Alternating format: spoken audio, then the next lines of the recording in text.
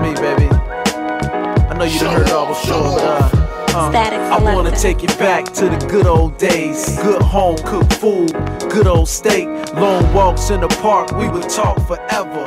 Me and you together. Next, coming to the stage, he is a national slam poet and coach with the youth community of Ann Arbor, the University of Michigan, and the Nuyorican Poets Cafe. He has several publications and has been featured on HBO, BET, public radio in New York and Michigan, and he's also been featured in Time Out New York. He is a National Associate for the Prison Creative Arts Project. He is a Ginsberg Scholar and is a past recipient of the Martin Luther King Jr. Spirit Award in Higher Education for his pioneering work in the area of rightness studies. After he gets off the stage, ask him about it. He is currently a high school English teacher, creative writing teacher in Bushwick, Brooklyn. Ladies and gentlemen, please make some noise for Adam Falkner.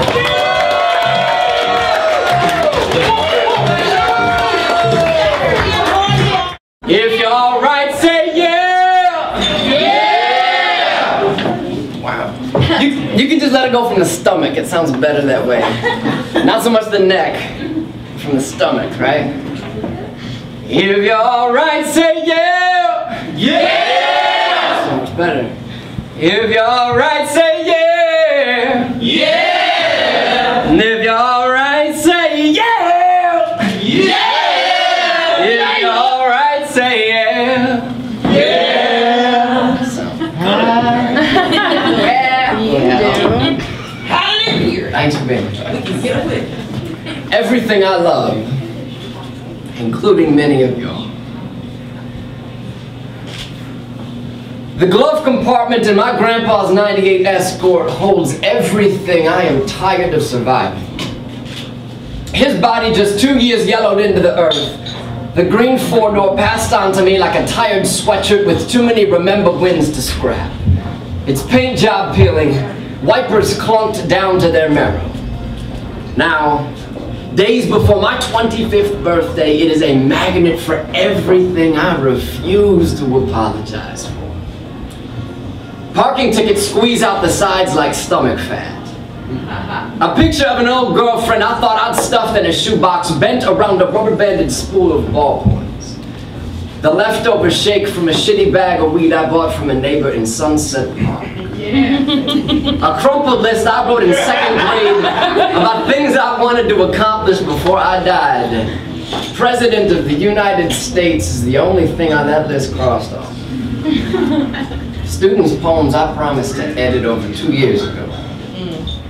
Pencils dull as butter knives, teeth marks nibbled around their necks from twisting the same cassette ribbon back into the broken Curtis Mayfield tape in the dashboard. A letter from the same former girlfriend I thought I'd thrown away.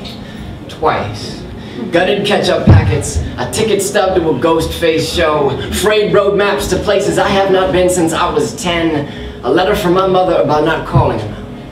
An easy pass that hasn't been paid since the last time said girlfriend asked to borrow the car. An empty inhaler. A stack of CDs whose scratches and skips I know well enough to handle with a knuckle to the dashboard before they even happen. The fist of papers I pretend to fumble through and forget are not car insurance every time I'm pulled over. A crumpled post-it note that reads, "I love you," in pink highlighter. My best friend's obituary stuffed in a baseball card hard case. An unfinished poem on an oil change receipt. The first time I realized that I was not over her, sitting beneath a burnt-out streetlight on 4th Avenue, crying in the dark and shaking my head about 1,000 different things and the size of New York City. An unfinished poem on the back of a takeout menu. How my grandfather's temper clawed from his hungry, drunken body like an aimless arrow. How he could silence my grandma for days with just a glance across the kitchen table. How that legacy is the real reason I am terrified of birthdays like this one. Another unfinished poem. About days when I feel myself becoming a pack rat for everything I am too proud to let go of. How I want to drive over the George Washington Bridge with the windows rolled down, Click open the stubborn jaw of that glove compartment like a grenade pin. Watch the pathetic scraps of everything I have been holding in my chest like a cannon catapult out over the river and laugh and swerve as all of it flies out into the wind like ash.